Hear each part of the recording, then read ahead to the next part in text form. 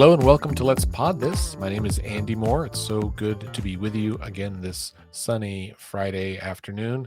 We've had a lot of sunny Fridays this summer, most of them roughly 1,000 degrees. Today's a little bit cooler. Listeners, thanks for being here. You only have me today and a couple of special guests. Both Bailey and Scott are otherwise indisposed on this sunny Friday afternoon. So you're just stuck with Andy Moore on the radio. But we're glad you're here. And I'm really excited actually to have these guests because they're both going to join us today to talk about some really relevant topics that are both relevant and timely, which is important this year. As I suspect most of you know, earlier this week was the primary runoff. You have probably already tuned in to what those results were. The big ones are that on the Democratic side, Madison Horn won the nomination for the race against James Langford for U.S. Senate. And on the Republican side, Ryan Walters won the race for state superintendent of public education. So they advance on to November. There, of course, is a bunch of other down ballot races. Oh, Leslie Osborne won the race for the Republican nomination for labor commissioner as well. Most of these folks have general election opponents in November. So don't forget to vote. You've got just about a month left to register to vote. If by some chance you're listening and not registered, let's get that taken care of today, shall we? You can print the form off the election board. You can go to our website and we'll print it off for you if we have to. We'll get it done. Or flag me down on the road. I usually have like a package of them in my car because you never know when you might need to register someone to vote. Okay. On that note, we're going to move on to our first guest, which is State Senator Julia Kirt. Welcome to the show, Senator Kirt. Glad to be here. Thanks for doing this. Yeah. So, Senator Kirt, I know you and I have had this conversation off and on for months about budget and taxes specifically, and not just what they are, but like the process by which we decide what our tax rates are and what we're going to tax, what we're not going to tax, how we're going to give tax rebates, those kinds of things. And I understand that you had requested this as an interim study this year, but that yours was one of them that wasn't approved. Is that correct?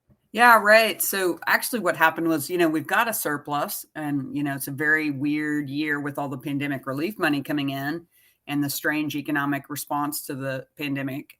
And so there's a lot of talk about tax cuts and several were almost passed this session. So the governor called us back in a special session to address tax cuts. The legislature balked at that. The Republican leadership balked at that. And they decided to put together their own working group. The House passed a bunch of bills. The Senate put together a working group to analyze the tax cuts they wanted to make. Well, lo and behold, that working group is only made up of the majority party. So they did not include any Democrats on that committee. And so I want to talk about it. I want to know, I want to analyze it with a holistic view to what we should be doing about our revenues. So I did request an interim study. It did not get accepted by the pro tem. So I'm basically just doing a solo study with the kind of experts and public input that I would wish we would use when we're really making big decisions like this, That's, I like that idea. One, because there's so many things that I've learned about related to Oklahoma government and politics and civic engagement that don't exist, and I wish they did. And, that's kind of a thing for Let's Fix This is just, well, if it doesn't exist, let's find a way to make it happen. And that's what you're doing with this study. And just a related question, is the legislature still technically in a special session right now, just not meeting? Right. Yeah, we're actually in two special sessions officially. So the one special session is the one the legislature called ourselves into, and that is for American Rescue Plan monies and maybe economic development package. I'm hearing that there might be money going there too. And then the other special session was called by the governor. And there's a big debate between the House and Senate about whether it is still in Right. going. The Senate never sine died, never shut down, but the House sine died, but they sent us bills. And so the Senate claims that those bills can't move because they can't go back to the House. And there really is actually kind of an arcane process by which a physical bill is carried between the House and the Senate and to the governor's office. It goes along with the electronic bill, but it's got to have all the signatures and all the certifications on it. And there's this way that things are received. And, frankly, that's probably for good reason, so that somebody doesn't sneak a bill in at, 1 a.m. or something.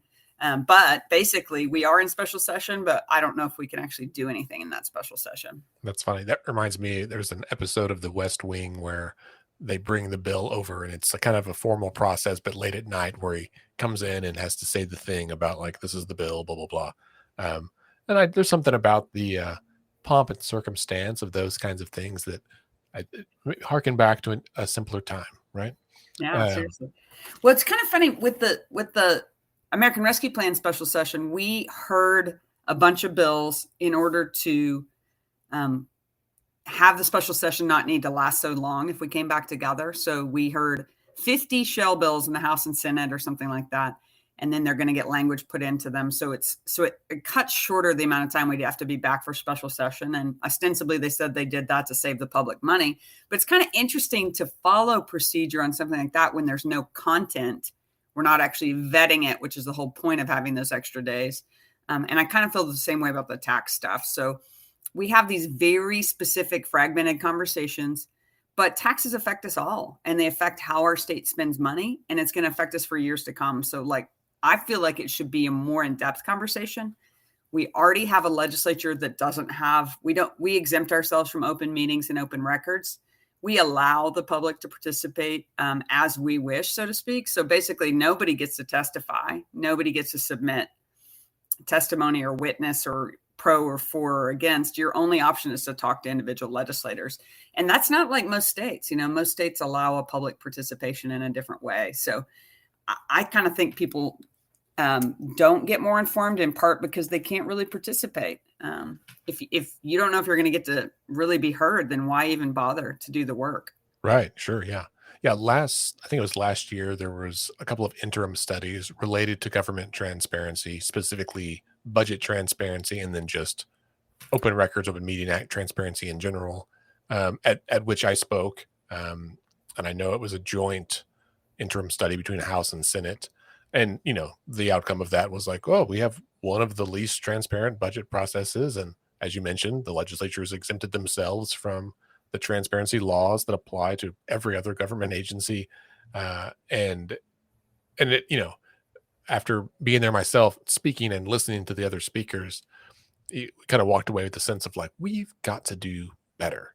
And it's, when it comes to taxes, I think it's important because the only way the government gets money is through taxes, right? Like or fees, as Mhm. I'll do air quotes, fees, because when is a fee is a tax is like a big Right. debate at the state legislature. But if the public doesn't give money, or corporations don't give money through taxes, the government has no money and thus cannot provide services to us all. That's the other piece. And I think there's a big disconnect between what we pay for and the benefits that we get back from that. And so I'm excited to learn a little bit more about what your study's doing and how you're going about doing it. So you mentioned talking to experts, but also to voters too, right? Yeah. I mean, what I ended up deciding was, I struggle because I want to understand these things more thoroughly. And I want to know what people think about it and have a better sense of the public's view. We really only hear from a few voices when it comes to taxes, and those tend to be people with lobbyists because they're paid to be up there and give us feedback and lobby for specific tax policy. So I'm going to have a general public session on the evening of September 8th. It's in the evening. I'll post all this stuff on my Facebook and other pages. If people want to know, they can certainly reach out to my office. But so that'll be at the Capitol, and I'm going to have, certain questions that will guide that in terms of trying to understand from individuals what they view as fair and unfair and difficult and not difficult about their taxes. And I recognize that some of that may be logistical, just some of the difficulties of all the forms we have to fill out or the process or the way we have to pay it. I'm open to it being logistical as well, because I know that's part of what we deal with as individuals or as small businesses. But the bigger question of like, do you feel like you're paying your part now? And are you okay with that? Those kinds of questions I want to hear from people about how they feel about taxes. Yeah. I mean, I think it's pretty safe to say that there's broad agreement that Oklahoma needs tax reform, right? Both like just the structure of how for example, that cities are almost entirely funded by sales tax, and counties are funded through ad valorem or property tax, and then the state has income tax. And there was a in the beginning, there was perhaps a reason for this division of where the taxes come from. But as the state has grown and evolved over the last 100 years, it's created some real inequality between these different levels of government and the amount of resources that they have at their disposal to provide for their citizens. And then, layered on top of all that is like how we fund schools as a whole separate algorithm, funding formula that makes it all that much more complicated. So, is your what outcome, I guess, are you hoping to get from your study? Well, I mean, some of it is practical. What are people paying attention to? What's the most important to them? The other is just to have more feedback from constituents. It's also just a way for me to study the issue so that I do a better job when what questions should I be asking? Because what's probably going to happen is that the majority is going to come up with a proposal around tax cuts. It'll be dropped to us at the last second. And I'd like to have more feedback from the public now because I'm not going to have time to gather it then. So, what do people think is the least fair about our system, and how do they think it could be improved? I've heard from some people about specific aspects. Like I have a retiree who just thinks it's horribly unfair that any retirement income is taxed. And so we've talked a lot about that. Those are the kinds of things I want to learn from people. Whether they think it's straightforward to pay taxes as is, or is it confusing? I also am going to have a session specifically for small businesses. And the reason I'm doing that is because I think we hear more from big businesses. That's generally who has lobbyists or who's super active in the big chambers that have the loudest voice at the Capitol. Those are the folks who are weighing in all the time. The state chamber has agenda items related to cutting or having incentives around corporate taxes every year.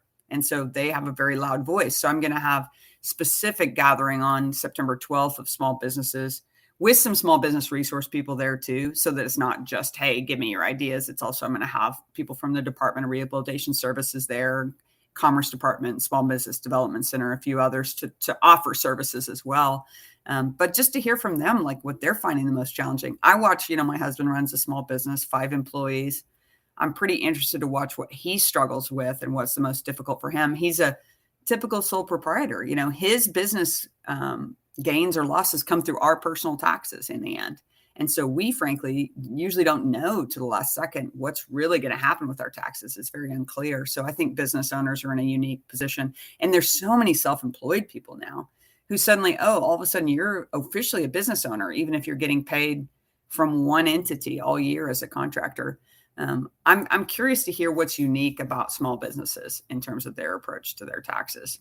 Yeah, that's really interesting. I run a small business. Well, it's a single member LLC that I use for contracting with Let's Fix This and some other projects I have going on. And I honestly, like, the 3 times a year I talk to my accountant, I'm always like, oh, we should talk more often about tax strategy and Mhm. how I run things, to be a little more intentional about that. And all of my friends, people I know that are in similar boats with small businesses, certainly probably think about taxes last, if at all, right? Like, I'm community faculty with the business school down in Norman, and work with students and young entrepreneurs that are just getting started. And there's a, a bunch of focus on growth, right?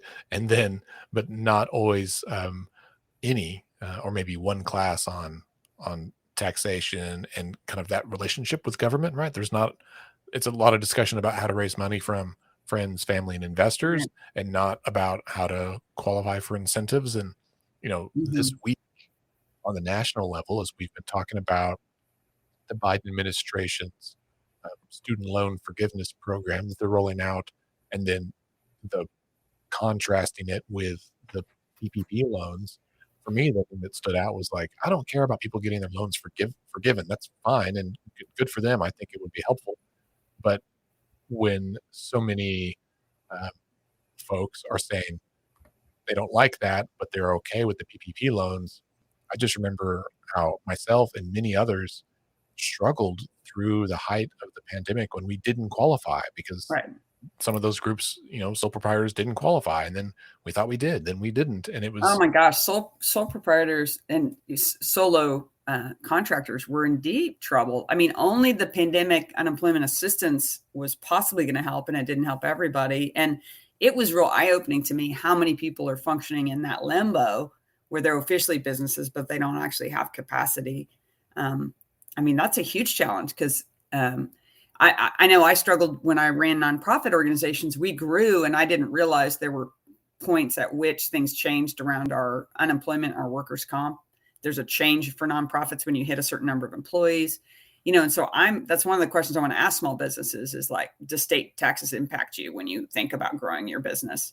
I know certainly when you look at employment taxes, that's always an issue because any person you're paying a percentage above that. But to try to look at if there's specific things hindering. I know my husband was real surprised after he did his improvements to his office. And then oh, wait, I have to pay property taxes on this. And I think you don't always think of that in your whole picture in a plan, especially if you're a small business. Yeah, too many people, I think, subscribe to the Michael Scott school of business knowledge, where you just declare bankruptcy or you just write things off. We'll just write it off, and you can't. That's not how it works. It's not like you get free computers or anything. That's not how that works. Yeah, So that's interesting. I just reread the Oklahoma Policy Institute's, the masterful tome called A Better Path, which is all about taxation and revenue in Oklahoma. And that's one I'm using their framework to analyze a lot of this, because one of the big things they look at, number one, do we have the revenue we need as a state to provide the services we need to provide? We're a growing state. We want to grow more. That's part of our, so-called recipe for success. But do we have the money to do it? They, of course, contend that we don't because we haven't kept up with inflation. But then secondarily, they look at decisions of the past, which I think is helpful when we look at the fact that these things are not organically designed. Somebody made all these decisions, whether now or in the past. And they looked at some of the tax cuts that have been done over the last 10 years and how much revenue that's cut out of our budget and how much that skewed the fairness of our tax system. And I was pretty amazed how clearly they drew the line of how much harder and more burdensome our tax system is for people who make less money and for people of color and for rural folks. Those folks are paying the most percentage of their income. And so some people think flat tax is fair, but there's actually the way the tax brackets work and the tax exemptions work. People who don't make a lot of money aren't getting a lot of those exemptions. yeah, that makes a lot of sense. I mean, I think, the idea of, a 10%, we'll say 10% flat tax, where everybody just pays 10% of their income regardless. That sounds very simple, and it would be if it was implemented with no tax credits either, right? Yeah, no But deductions either. No yeah, exemptions and right. deduction. If it's Mhm. 10%, but you can't deduct anything, there's no exemptions, it's just 10% no matter what. Well, it is proportional then, and that feels fair. But if you make, $50,000 and you're paying 5,000, that's 10%. Okay. But that leaves you with 45,000 to live on. That's very different than someone who makes 500,000 and maybe they're paying 50,000 in taxes, which is a lot more money, but it still leaves them with $450,000 to live on. Well, your quality of life is very different, right? And so to me, there's an argument, a strong argument for the value of a progressive tax system that taxes those with more at a higher rate, because it's what's best for our society as a whole. And that's just one man's opinion. Yeah, we almost have a flat tax now because our top tax bracket in this state starts at $7,000 a year. $7,000 a year and up is taxed at the same rate. The big difference there is exemptions, deductions, and then credits. Credits are generally smaller, although they affect especially corporations the most. But those deductions and exemptions, not everybody's going to get to the standard deduction heights. And so you see a lot of folks who don't get any exemptions or very few exemptions. Our earned income tax credit, we finally got that refundable again, which is good, but we kept it really low. So definitely Policy Institute and others have made the case that as long as we keep that really low, we're not really incentivizing folks staying in the workforce. But the most disturbing number to me that they brought out was how taxes have actually risen for low-income Oklahomans, while in other states they've dropped. So Oklahoma, the decisions we've made have made a bigger burden for low-income Oklahomans compared to other states. That's wild. Mm-hmm. In your process of doing this study, has the issue of State Question 640 come up yet? Yeah, it comes up a lot. So since 640 requires a supermajority to pass new taxes, I mean, we need to be a lot more careful about cutting taxes. And it really was fascinating this year when corporate income taxes came through and some of the other the income tax cut came through. There's still only a few voices that really remember what we went through in the last budget crisis and how horrible that was and how painful that was. And I just don't think it's politically convenient to raise taxes ever, right? So it has to be a horrible emergency. And, we are not spending enough to keep up, much less get ahead, with prevention. We're still spending less, $600 to $2,500 less per student than any of our neighboring states on education. $600 to $2,500 less per student. We've got to be real that not putting that money in is going to affect our economy long term. But I kind of feel like it gets difficult when we start talking services and taxes at the same time. Like I feel like that gets very difficult. But the same people who pay more in taxes lose more in services when there's cuts to state budgets. Yeah. So it's like a double whammy of unfairness on those. Yeah. Absolutely. I do think, and I'm sure for most of our listeners, they might know this, but this is like one of those factoids about Oklahoma tax policy that just was so jarring when I learned it. And I do think about it pretty often about State Question 640, which you mentioned, but I'm going to reiterate it because I think it's a point worth hammering home. This was in so this is in 1992.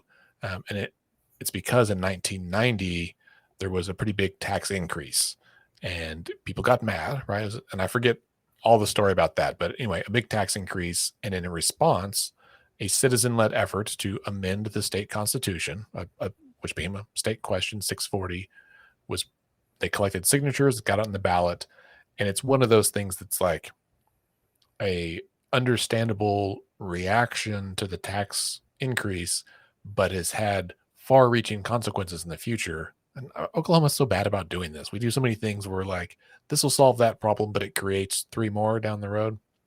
So the way that it is in the Constitution now is that in order for any revenue raising measure to pass the state legislature and go into law, it has to be approved by a 75% majority in both chambers. And that's at the highest threshold of anything. So to pass a tax cut, you only need 50% plus 1 vote, right? So in the Senate, you need 25 votes out of 48 to pass a tax cut. But to pass a tax increase, you have to have 37. And so it's really easy to cut taxes. Plus, it's popular. Everyone likes cutting taxes. Woohoo, tax relief. But it's really hard to raise it.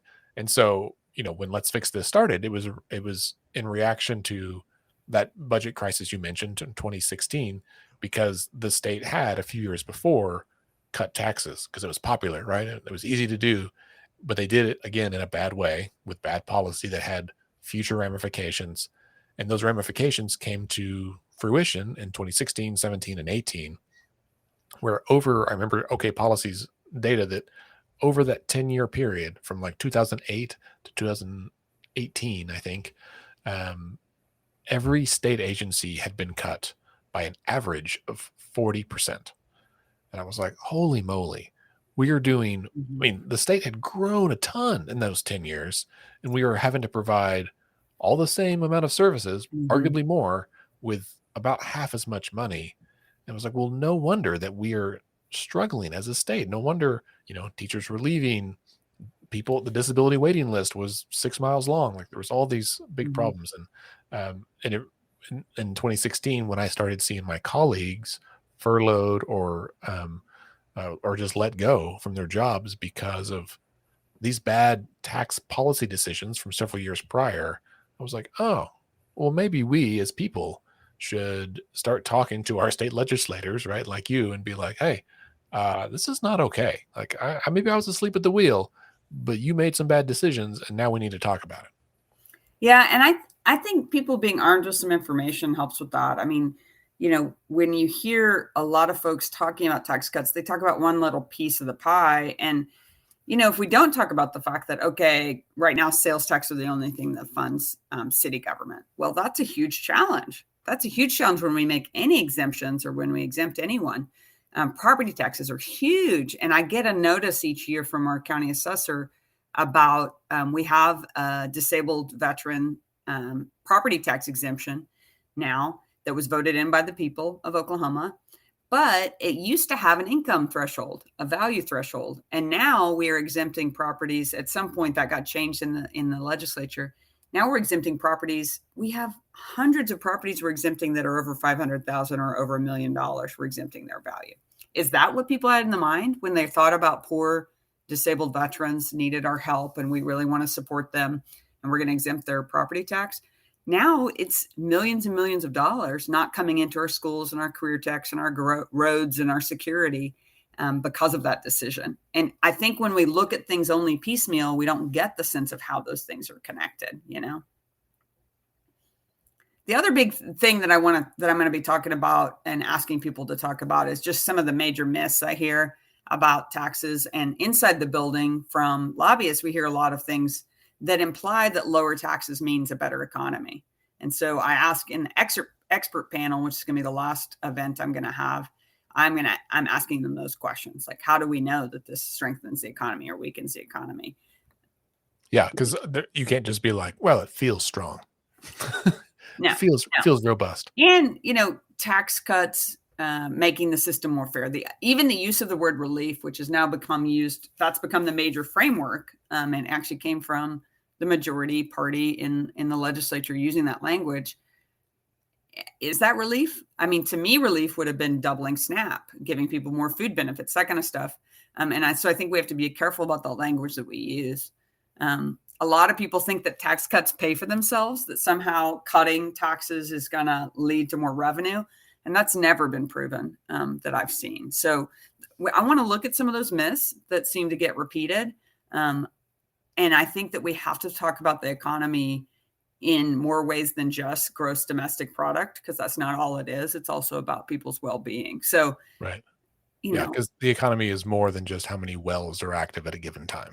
Absolutely. Absolutely. So, well, Senator Kirt, can you remind us again of the dates of your upcoming events and how can people get involved and share their voice? The first event we're doing is a public event, 6:30 p.m. at the Capitol on September 8th. And that'll be the one that anyone can participate in. I'm especially asking my Senate District 30 folks, but glad to have other folks. September 12th, which is a Monday, we're going to do the small business panel at Francis Tuttle over on Reno at 5:30. And then we're doing an expert panel. The ones at the Capitol will be streamed. So the public panel will be streamed and then the other one will be streamed. The expert panel is on the 15th of September at lunchtime, and we'll be streaming that. So people can follow my Facebook or they can contact my Senate office and we'll send them a link to be able to follow. Super. Great. Mm-hmm. Well, Senator Kirt, thank you so much for being here with us today. Glad that you keep up the conversation. Well, and I'm going to invite our next guest to come on now as well. And our guest is Michelle Tilley, who's with the Yes on 820 campaign, which is related to taxes in some way. So there's some nice overlap here. And transparency issues as well. Right. Yeah. Mm-hmm. Well, Michelle, welcome to the program. Thank you so much for having me. I'm so excited to finally be on here. This is great. And this has been a big week or a couple of weeks for the Yes on 820 campaign. And maybe let's start, in case listeners don't even know what we're talking about. I'm sure most do, but just in case, can you tell us a little bit about the campaign? Sure. So Yes on 820, Oklahomans for Sensible Marijuana Laws. We're a group of people who have been together We started back in 2019, actually, working to legalize recreational marijuana in Oklahoma. And the petition that we are currently supporting is State Question 820. And our petition would legalize recreational marijuana for adults over the age of 21. It would safely regulate and tax those recreational marijuana purchases. And we know that we're projecting it could bring in millions of dollars to our state that we have designated to help fund education, healthcare, and also local governments in our state. I think this is an important thing for people to kind of hold in their heads, is that it gets billed as like legalized marijuana, but it's not just a marijuana measure. It is a education measure. It is a criminal justice reform measure. Like, there are pieces of it. It's being used as a tool, arguably, to help move our state forward on some other issues that we tend to lag on repeatedly. 100%. And one of the key components of our state question is that it would provide some criminal justice relief. So those that were convicted of minor marijuana offenses in the past would be able to apply for expungement of that from their record. And we know that that's going to affect tens of thousands of Oklahomans. It can even possibly affect people who are currently incarcerated and, allow them to release those low-level marijuana crimes that have completely ruined their lives for a crime that most Oklahomans don't believe is a crime anymore. Most people don't believe people should be in jail for those kind of offenses. Yeah. A few months ago, I was in New York City for an event, and I was with a colleague who lives in Atlanta, and we walked past a dispensary. I mean, you could smell the marijuana smoke. And he's an older guy. He's got kids my age probably. And he said, "What do you think about this?" And I was like, "Well, man, I know back home, like, we've got a pretty robust medical marijuana industry." And he was like, "Never mind. Here's my point. I don't know how we can continue to lock anybody up for marijuana possession when these, dispensaries are open around the country. Like, it just makes no sense." And I was like, "I'm with you. That's exactly right." It does seem like, if as a country, we are definitely moving on on the issue of cannabis, and we need to make sure that we bring everybody with us and not continue to leave someone in jail for something that is legal. That is unconscionable.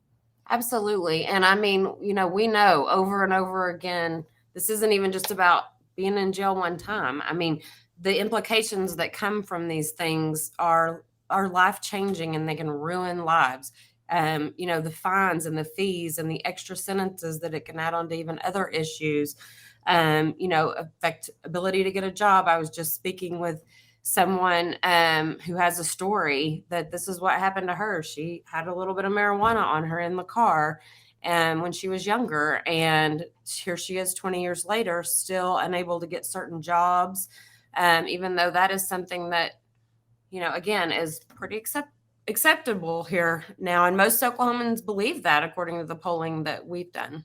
Yeah. Yeah. No, I know a bunch of stories. Some of them are very tragic, of people who, as one guy would say, "I got busted for having a bag of reefer," Mm-hmm. and lost his job, went to a pretty downward spiral of depression and some other mental health stuff, and then ended up taking his own life. And it was like, oh man. And to think about, that was 20 years ago, to think where we are now, where you can, for most folks, you can get a license and walk into a dispensary. And now we're talking about, the possibility of making it available for anyone over the age of 21, Mm-hmm. which this guy was, is an enormous shift, I think, in the public opinion and kind of presence around this issue.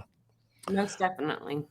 So we also mentioned tax income, or say revenue, that this could generate for our state. And I think the last number I saw was that, as of, I think, July of last year, of 2021, Oklahoma's marijuana industry had generated, I don't know, $100 million in revenue for the state. It's only been around for a couple of years, so that was a lot of money in a short amount of time.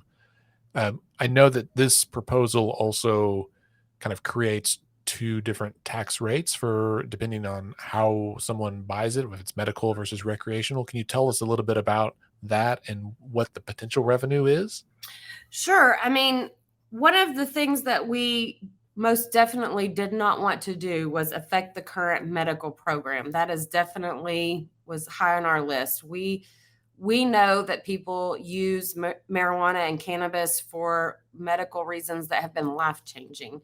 And so, we wanted to make sure that the recreational program as it comes online will just come up right alongside the current medical program and works hopefully seamlessly together, hopefully strengthening the medical program for those at a lower tax rate of 7%, not 77%. But the recreational tax will be 15%. And so, that's going to be quite a substantial boom to our state. A lot of money for education, healthcare, for local governments, and others as we're adjusting to the new program. So it's a very important, again, for us to preserve and strengthen the medical program, but also to open up the recreational market, to people all over the state who, don't, and we hear stories all the time. People, they don't want to go they don't want to, or don't need to go the extra medical step. There's also the potential for people in our border states, maybe coming to visit Oklahoma. And so there's a lot of potential growth in this area, and the state's going to benefit from it. The people are going to benefit from it. The mention about tourism dollars reminds me of, in the early days of the craft beer renaissance, 20 years ago, I knew a lot of folks who would drive to like Colorado back then for like good craft beer, and they would go to the craft brewers festival and those kinds of things. Obviously, since then, we've changed our laws in Oklahoma and opened the door to a robust, craft beer industry here that's, I think, as good or better than most other states. And I think the same thing is happening right now with our cannabis industry, where obviously non-residents can't come in and purchase right now, but under this they could, and that changes the dynamics with our neighbors. I think makes us even more competitive economically with our neighbors, and potentially more appealing to folks who want to come in. And we do already know we have, our casinos on the borders bring in a lot of tourism into the state. And, this could just be another thing that also will bring people into the state. Yeah. So the campaign collected just a shitload of signatures. This is not a constitutional change. This is a statutory change. That's but correct. you got like double the number of signatures you needed. And you all were, I think, the first campaign to at least successfully use the new signature collection form. That is correct. We are the first ones who were able to collect the signatures to get to the number we needed to get them turned in. Right.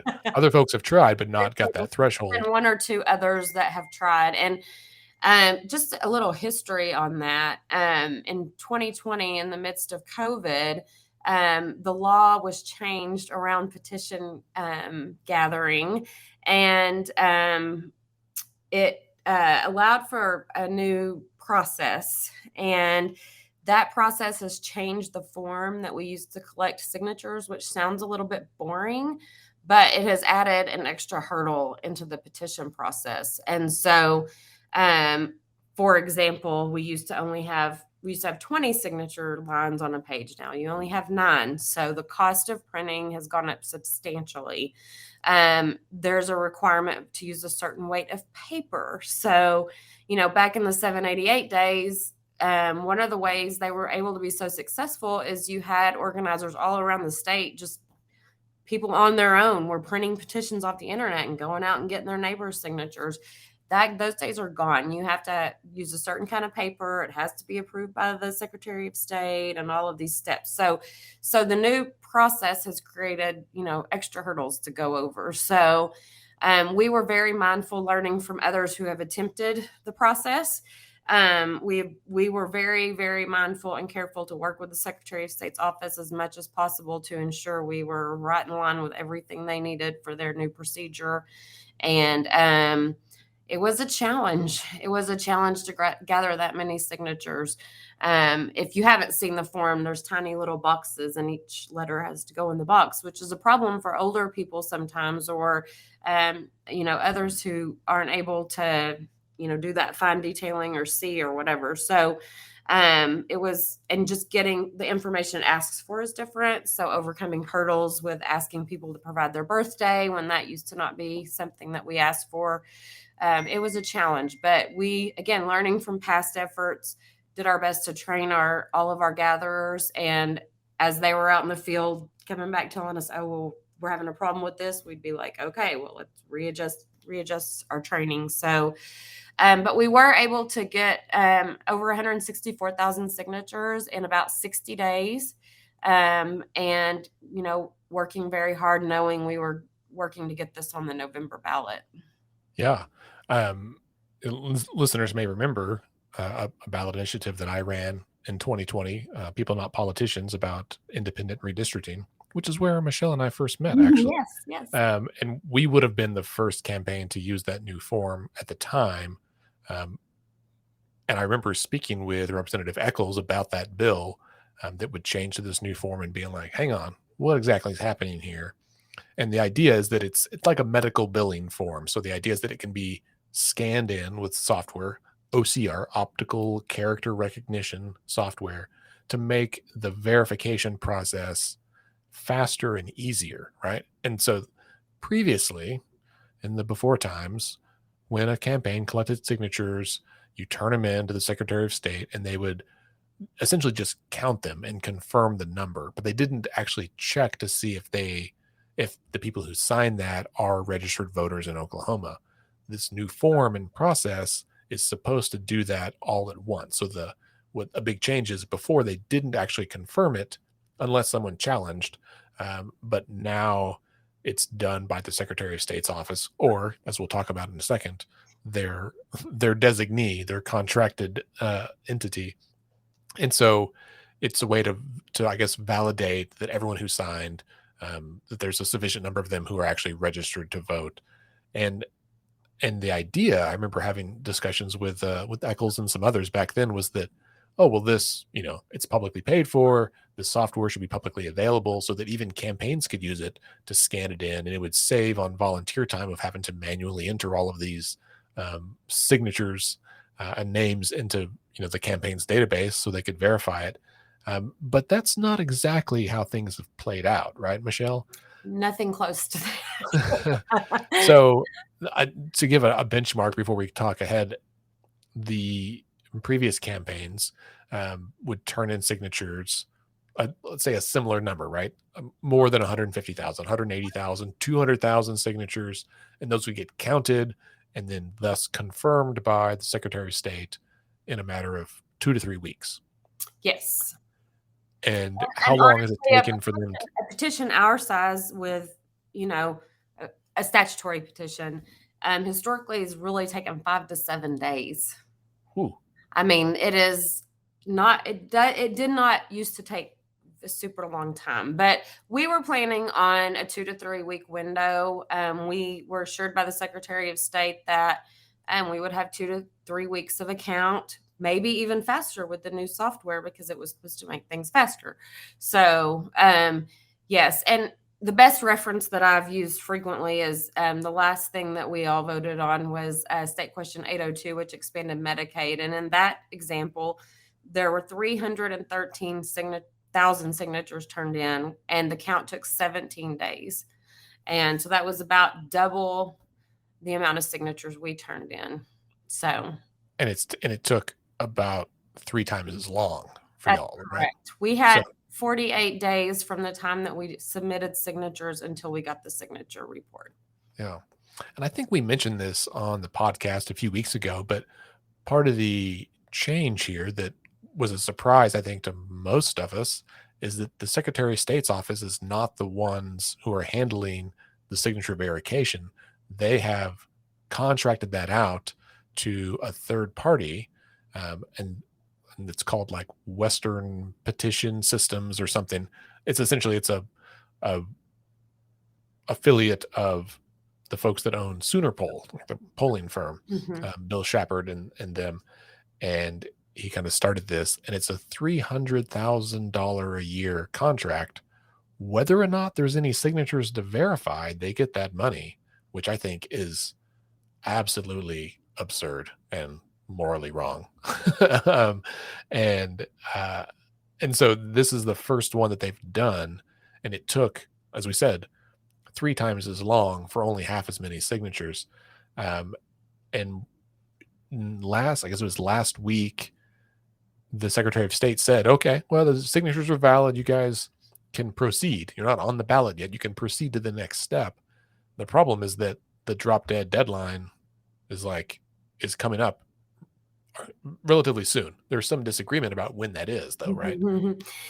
Yes. And I mean, the count, again, did take much, much longer than anticipated, and that was extremely disappointing. We finally did receive the report from the Secretary of State's office saying that we had 117,000 valid signatures, according to their procedures, and when we needed 94,000. So, we don't want to minimize the fact that we're excited about that. We know we're going to the ballot eventually. We got way over the amount we needed. But of course, we went into this always wanting to make the November 2022 ballot. Again, we did everything that we could to work with the Secretary of State's office to ensure we were on a normal track to make that ballot.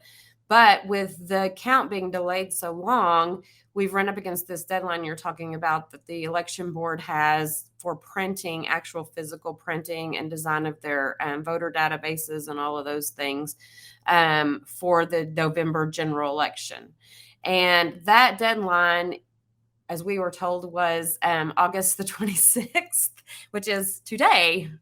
But, after the report is submitted from the Secretary of State to the court saying, here's the number of valid signatures they have, there's still a 10-day period that has to occur that allows people to contest signatures if they want to make a contest on the signatures, and for the court to settle out the ballot title and what it's going to say. Now, the ballot title issue has been largely resolved in that the general fight happens between the Attorney General's office and whatever the campaign is. We actually were pleasantly surprised the Attorney General released our ballot title early, even before the count was finished. And we were fine with what he wrote. We didn't find it controversial. We felt like it was in line with the petition. And so we had no plans to challenge that. So it comes down to the signature challenge, and those historically don't happen. And if they do, they're resolved rather quickly. So, by our estimation, at the end of the day, we're going to miss this August 26th deadline, which is today, by not very many days.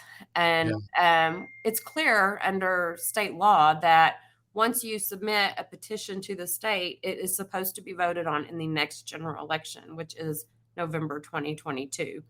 And so with the election board saying they couldn't print it, we filed an application for a writ asking the court to intervene and order the election board to go ahead and prepare state question 820 to be on the ballot.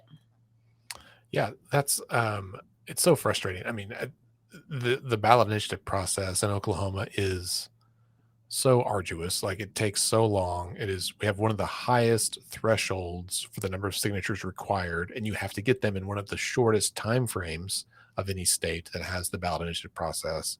And then there's all these other hoops. So I know, like, with the People Not Politicians campaign, I had a spreadsheet with like multiple zones set up so you could put in the date and it would automatically calculate the kind of benchmark dates for when we would hit certain things. And then I had to like build multiple ones because there's a bunch of them that are just variable, that like you're subject to the signature counting process or the court doing something. And so I had like quick, medium, slow, and very slow.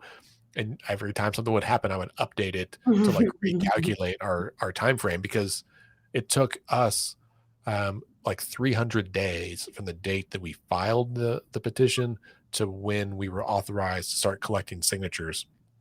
And it was like, holy cow, like we thought it would be, I don't know, about 100 days less than that. And trying to plan out, what's going to happen a year from now is really tough. And you don't want to do it too soon, but you also don't want to wait too long, because you want to kind of hit the right time frame for signature collection and all of these other kind of hoops you have to jump through. Of course, we didn't anticipate a global pandemic happening in the midst of all of that. So today, I guess, was also the date of the hearing before the court, right, for that application for writ. I don't know if you were able to listen in, or do you? And I know there's no way to like know how it goes necessarily, but unless the referee just like curses you out, and they don't usually do that. Well, I mean, first, I just want to talk about and say thank you for sharing your story, because that is one of the discussions we're having right now. And we want people to realize there's this narrative running out at the Capitol that, people are just coming in with all these petitions and changing everything and all of that. And that somehow petitions are running amok in this state. There's been 9 successful ballot initiatives since 1995. I mean, this is not an easy process. This issue we started in 2019. My daughter was in junior high when we started this. There's a potential she'll be in college by the time it's over, legitimately. So, this isn't an easy process. This isn't one person out doing anything. This takes a lot of people, a lot of time, a lot of money. So, and that is one of the arguments we made to the court today. And yes, I was actually, moving on to your question, I was actually in the room today. I am one of the petitioners on this. So technically it's under my name, the application. And so I was able to be in the courtroom today for the arguments with the referee of the court. And, that's one of the things we argued. This is a sacred right. This is a First Amendment right. This is one of the first rights in our state constitution. And, by virtue, generally, if you're bringing a petition, it's because the people in power aren't taking action on that. And so they're not necessarily inclined to help you. Right. And the whole point of the petition process is for the people's voice to be heard and for them to be able to challenge unjust laws. And so, the court generally historically has sided on the side of trying to expeditiously get petitions to a vote of the people. And so we're hoping that is going to be the result from this. But we won't know for sure until we anticipate maybe a decision from them on Monday or Tuesday. Yeah, that's good. It's frustrating. It feels very powerless when you just have to like plead your case and hope that they accept your, Hail Mary there. Mm-hmm. In I'll say a worst case scenario where they don't side with you and they say, yep, sorry, we got to print these ballots and we don't want to include it. It would mean that the question still goes ahead. It just goes to the next election at the latest, right? So the latest it would be on the ballot is November of 2024, which is correct. A long time from now. But the governor could also set a special election sooner than that, right? That's true. That is true. After the 10-day period is over, then we will be eligible for any potential ballot that happens between now and November of 2024. If the governor were to sit on it and take no action whatsoever, then November 2024 would be when it would go. Yeah. Yeah. I mean, there's already speculation of if he would put it on a primary ballot or a presidential primary ballot. But it's also like, the I guess the political strategy here, right, is that the party in power doesn't want to do anything that could compromise their ability to hold on to power right now, today, right? Like, and often this is very short-sighted, kind of as we discussed with Senator Kirt earlier about short-sighted tax policy our state has. Mm-hmm. And so this year it's a gubernatorial election. All the statewide offices are up. Both U.S. Senate seats are up. I think there's some pretty high stakes that they are trying to factor into their calculus. And the flip side is that if they waited 2 more years, it would be on the presidential election, and all the congressional seats are up again. All these things have the potential to still be a very impactful election, and so they're really trying to play a game of chance to some degree, because another 2 years gives you all 2 more years to campaign for this to really spread even further, and then potentially have even higher turnout, right? If people are really excited about it. And so a delay could in some ways backfire on them at least a little bit. Well, I mean, one of the things that we are pointing out constantly is this is a super interesting coalition that we've built, because we have very, very far right people and very, very far left people and everybody in between. I mean, there are Republicans and independents and Democrats. So there are this issue. We had people from all 77 counties sign our petition, all political parties, ages 18 to 102, and it's pretty evenly spread. And so I think it's a huge miscalculation to think that this is somehow, in their favor, because people are angry. This is an inevitable vote that is going to happen. I mean, we've already have 788 in the state. And it's just a matter of when. And so I do think that they are underestimating the intensity that there is among voters to get this done. And especially, again, with the revenue, attitudes have changed about the issue of marijuana, and they see that revenue there, and they see their public schools are struggling for funding, and they see their local healthcare are struggling for funding. They see their small town. My sister is, actually is a city clerk down in a small town in rural Oklahoma. And, they're struggling revenue wise, but they have, marijuana businesses in town that have re-roofed their senior citizens building and bought a new police car because they couldn't afford it. And so, I think it is a huge miscalculation to underestimate how big of an issue this is for most Oklahomans. Yeah, what a strange world where now the revenue from marijuana sales are purchasing police cars. Isn't that interesting? That's funny. Well, yeah, I mean, if it was on the ballot this year and things got implemented, relatively quickly, then like by the time the 2024 elections roll around, we could already be looking at tens or hundreds of millions of dollars of extra income for the state, which would allow, lawmakers to spend that money in ways that is advantageous for their voters. That's correct. I mean, we have certain, percentages designated towards those issues that we're talking about, so that they will be guaranteed to go to those areas. But there is a percentage that will go into the general revenue fund that the legislature does get to divvy out as they need for other things. So, I mean, we really, really did try to put thoughtful effort talking to all different kinds of parties involved, including the legislators themselves, to come up with a program that really was going to be a safe program, that's going to be well regulated, that's going to tax at an appropriate level and bring revenue into the state, and allow for, recreational marijuana sales to happen here. Yeah. Cool. Well, Michelle, thank you so much for being on the show today and catching us up to date on what's happening with State Question 820. Well, thank you. I appreciate it. And I appreciate this forum, because you got a lot of good information coming through here. Thank you. Well, thanks. Listeners, thank you for being here as well. I hope this has been helpful to you. Thanks to our guest earlier, Senator Julia Kirt. We will be on vacation next week. Well, I will be on vacation, so the podcast will be on vacation. I think Scott and Bailey already looking forward to 2 weeks off in a row. But we should be back on the 9th to catch you up on everything that's happened between now and then. Potentially, we'll have a ruling decision about the 820 campaign as well. Listeners, if you are interested in getting involved with voter registration and helping increase turnout this year, golly, please go to letsfixthis.org/volunteer and sign up. Once we get past Labor Day, you're going to get emails from me with opportunities.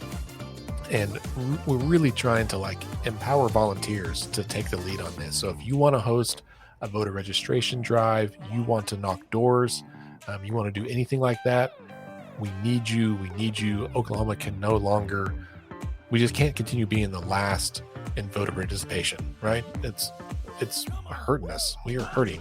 And the way to fix that, the quickest, is to show up at the polls. So we need your help. I will buy you pizza, whatever we got to do to get our word out there and to get people to the polls. We want to do it. So let's fix this.org/volunteer. Because as we say every week, decisions are made by those who show up. Have a good week.